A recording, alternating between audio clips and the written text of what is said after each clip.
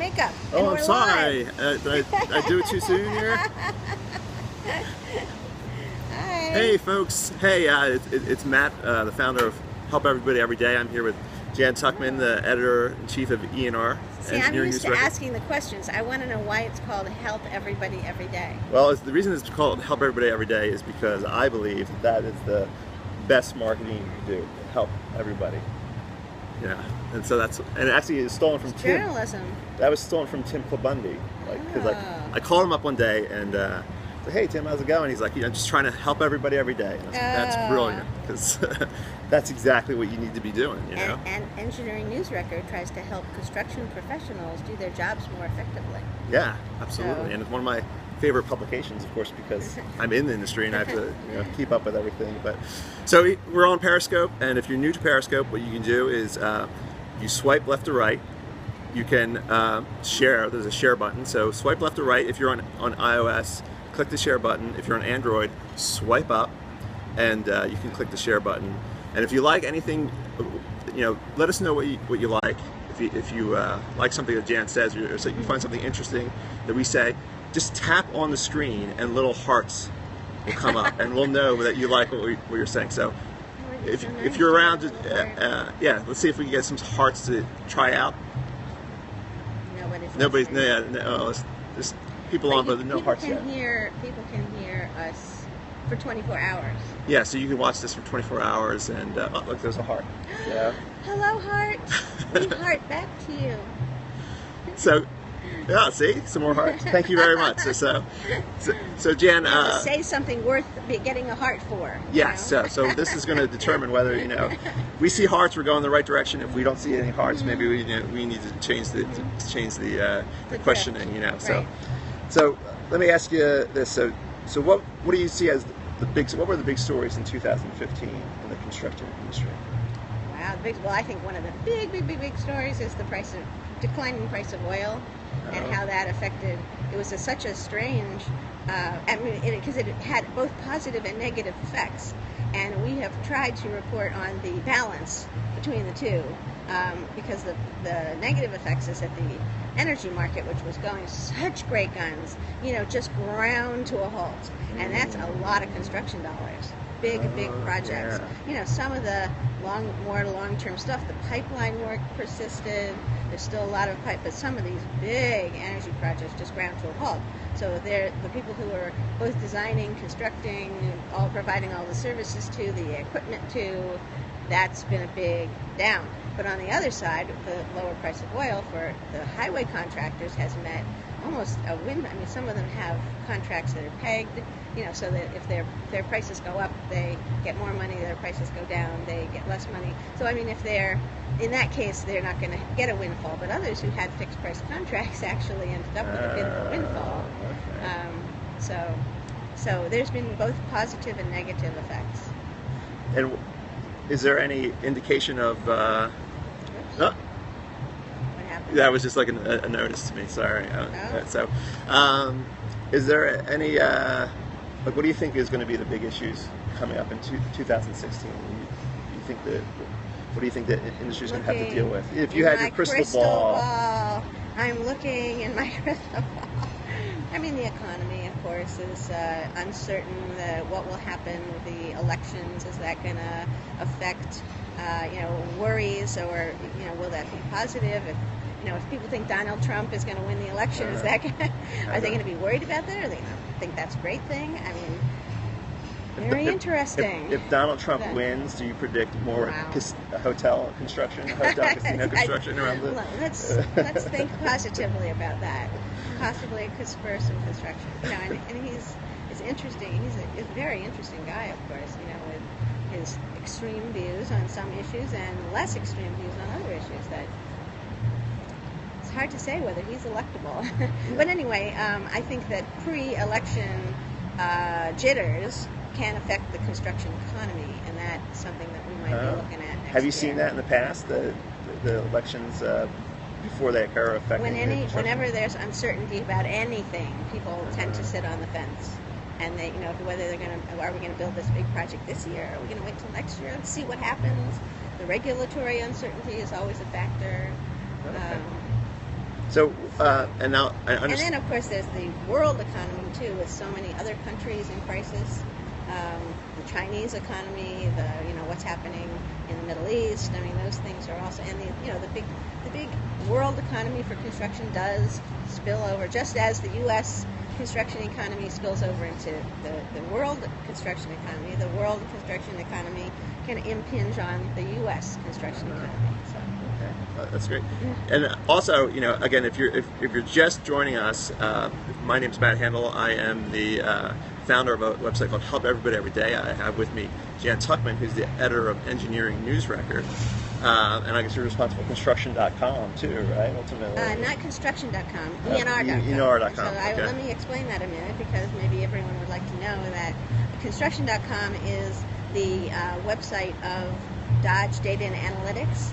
And right now, and we were part of, ENR was part of Dodge Data and Analytics, but we and Dodge were part of McGraw-Hill Financial, but McGraw-Hill Financial streamlined into becoming a pure financial services company and divested its non-financial businesses. And so they sold McGraw-Hill Construction to it was formerly called McGraw-Hill Construction, and they sold it to private equity. And they specialized. It was a private equity technology company that specialized in data businesses. So they in turn sold ENR, Engineering News Record, and Architectural Record to a media company, yay! A publishing company called Business News Publishing, BNP Media. They go by the initials now, but that's what it stands for. Same middle name. They have this, so it's a very like-minded company, really gung-ho about publishing and serving the B2B media interests. So I think we found a great home. Right. So ENR's website is ENR.com. Oh, so it's facility, ENR.com. Yeah. So you can go there to learn everything you'd want to know about, the construction industry, what's going on, and you also are the regional publications connected to the ENR.com too? Yes, and we are going to be at BNP. They have a wonderful new web product. They're going to be shifting over our whole website to their website system, and it's mobile friendly. So that if you got a handheld and you come to the website, it's going to know that you're on a mobile phone and display the content in a mobile-friendly way. If you're on a tablet, it'll show you a tablet version. If you're on a computer, it'll show you a computer version. So you get your construction news on the go now. Yeah, very excited about that. Great. Well, we're at we got a question here. We still have the paywall for articles. Yes, we have to. But there's a lot of free content, as you probably know if you come there and are looking for free content. The news is free for 10 days. They're free for 7 days. The news stories, and there's lots of, and the regional content is free. The videos are free. But we have, some very exclusive. Our top rankings data and our construction economics data. I mean, this is our business, so we have to protect our, can't give away the store. But the subscription isn't like it's not like a very expensive subscription, right? And look for deals, because there are lots of special offers. I mean, I think the main subscription price.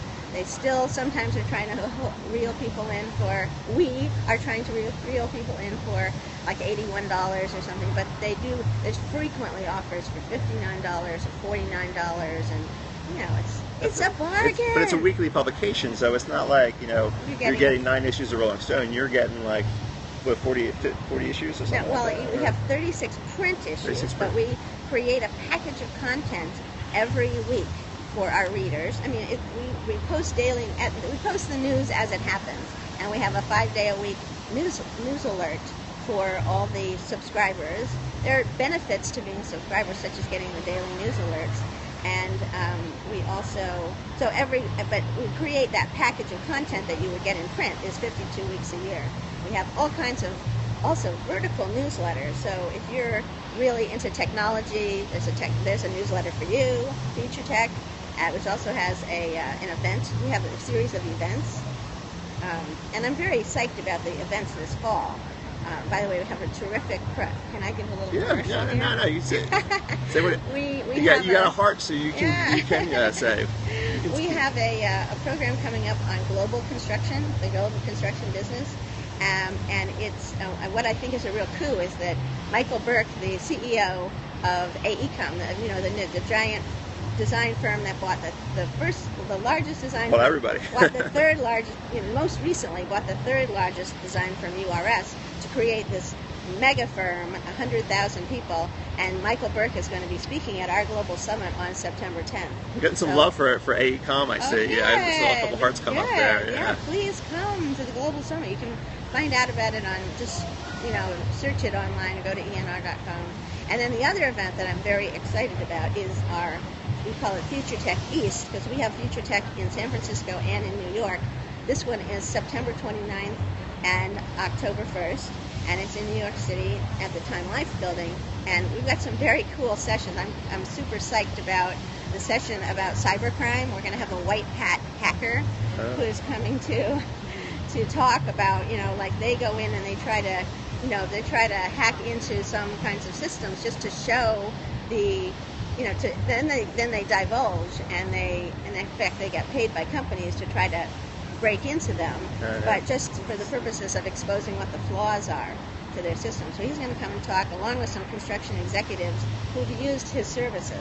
Oh, really? So there's actually pretty cool. There's actually construction companies concerned about people breaking in, stealing some of their information. Oh yeah. We did a cover story on that last year. And then the other panel, I'm working on an artificial intelligence panel. We're having, and we're going to have, so for example, drones that can fly in and out under bridges and almost out of contact with they're not just being flown by someone, they're sensing their environment and able to, it's from Carnegie Mellon. I want to credit the people who are doing this, by the way, Carnegie Mellon University. But the drone can fly under a bridge and be able to sense the bridge, girders and so forth, and avoid them and go in and photograph hard-to-reach areas. So hoping to get someone from CMU on that panel, and as well as some other things. And we're going to have someone who worked on the Volvo's intelligent compactor. So this is a compactor that can sense the density of what it's compacting and know what it's going after, so that it can actually make decisions as it goes. You're talking about like soil compaction? Soil compaction, right? Highway jobs. So that's one panel. Excited about that one, and also one that shows that is going to be involved with gaming engines, how gaming engines are being used in construction applications. Gamification. Okay. Yeah, and also 5D BIM. So really good sessions. Well, if you have any, if you're online here, again, I'm Matt Handel. I'm the founder of Help Everybody Today. I have here with me Jan Tuchman. She's the editor of Engineering News Record. And if you have any questions, there's a chat box in the bottom, and feel free to ask any questions, and Jan will I'm sure be happy to answer any questions you have. I can. Is that it? What does it say there? This is someone just joined here. Oh, so. Nice. Well, if I don't see any questions, I thank you for joining us, and and thanks for the hearts. And this will be up for 24 hours, and you can watch this. And thanks again for joining us. And we're out here in LA, by the way. We're in LA at Build Business Conference. At the Build Business Society for Marketing Professional Services. So we're sitting at LA Live in this sort of it's kind of a cool and gray morning, but it's still really nice to be in LA. And last night, Jan got an honorary fellowship for SMPS, and so we're all very proud of her. I said I'm a mole, I'm a beaver, and I'm a gal, but I'd never before been a fellow. Now I am. Well, folks, thanks for joining us, and we have some more Periscopes later on today, and we hope you can join us. Cool. Thanks a lot.